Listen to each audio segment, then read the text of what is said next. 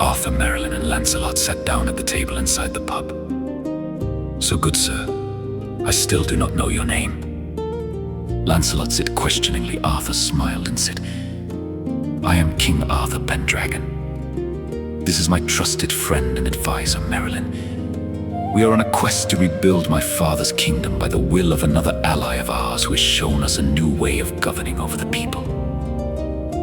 Lancelot looked at Arthur with tired eyes. No king can rule without oppressing the people in some way. It's been tried and has failed numerous times.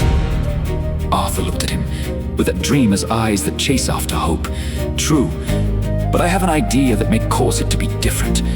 I am gathering the most noble and virtuous of men such as yourself to become more than just their king, but friends in their eyes, to create a system of ruling governed over by friends who trust each other, so that there are no corners or edges of mistrust or doubt or suspicion against one another." Lancelot considered his idea for a moment. Then, as if making a silent decision, he said, "Either way, sir, my mother died bound to you in a bond of trust and gave her life for you. My mother does not do such things lightly as a son. I would be honored to take her place by your side and continue down this path you suggest, for my ways demand this offer I give to you." Arthur went to say something, but Merlin cut him off. "It would be an honor and a privilege to have you by our side. Your mother's memory and sacrifice shall live on through you," he said, with humility and reverence. Arthur looked at him strangely, and Merlin just gave him a nod that said, "We'll talk later." Lancelot looked over at the barmaiden, who just glanced at him and blushed. "Now, if you'll excuse me, gentlemen, I have a prior engagement to attend to." Arthur mentioned asking her if they could rent a room for the night. After squaring their things away for the night, Arthur asked Merlin why he said that to Lancelot earlier. "Because, my friend, he's bound by tradition to do such things, and it would have been a dishonor to him to refuse. You are not aware of these things, so I spoke up to save you the mistake. He may be young and undisciplined, but he will be your most loyal subject, who will give his life to protect you without a second thought. A king needs such things at times." Arthur saw the wisdom of it. "True, and I see your reason. But remember, sovereignty does not ensure true honor or valor, only loyalty.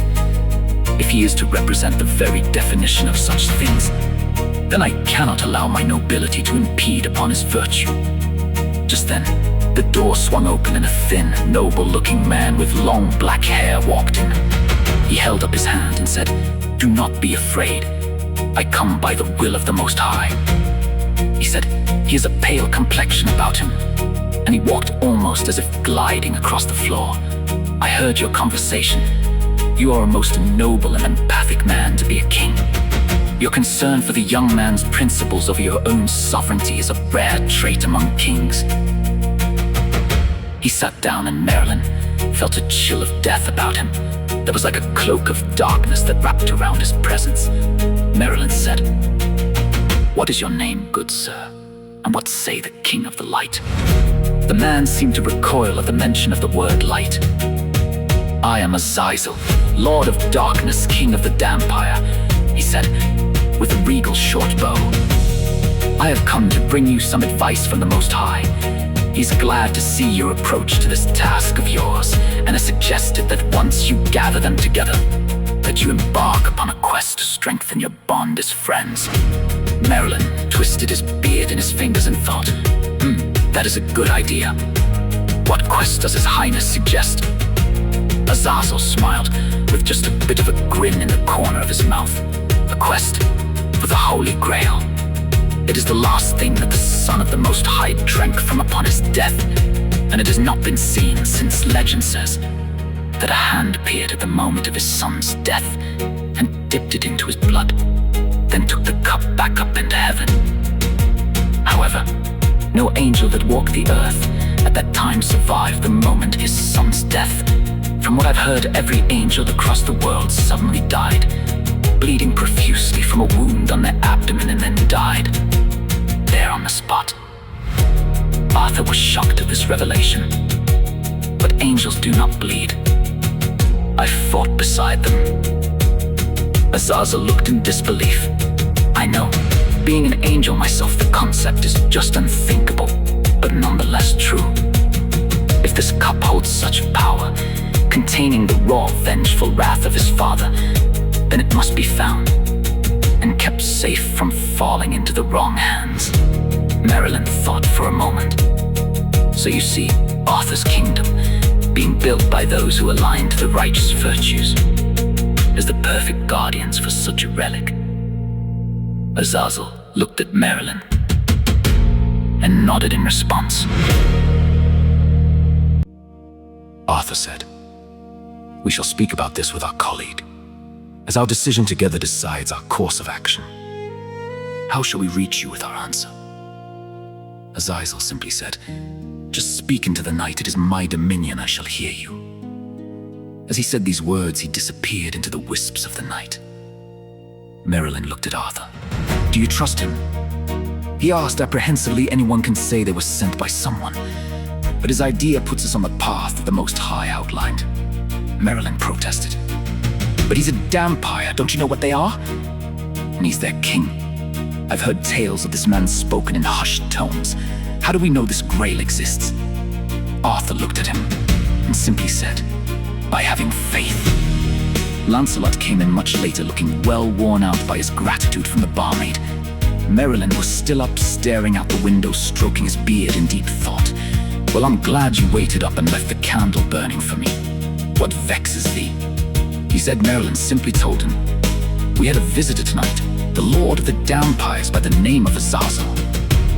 Lancelot shot him a concerned look. "Are you all right? Are you still alive?" As he put his hand on his sword, Merilyn just scoffed. "Of course we're fine. Do you think two figures such as ourselves would have gone out quietly? Even your fraternizing wouldn't have stifled the noise we would have made had it not been okay." Lancelot dangled a cross in front of the wizard, and he just rolled his eyes at him. "Well, then what did he want?" he asked, after reassuring himself that the Dampire didn't turn them. Merilyn couldn't shake the feeling that the Dampire Lord didn't have a motive of his own they weren't aware of. "I'm not sure yet," he said, as he stared at the moon.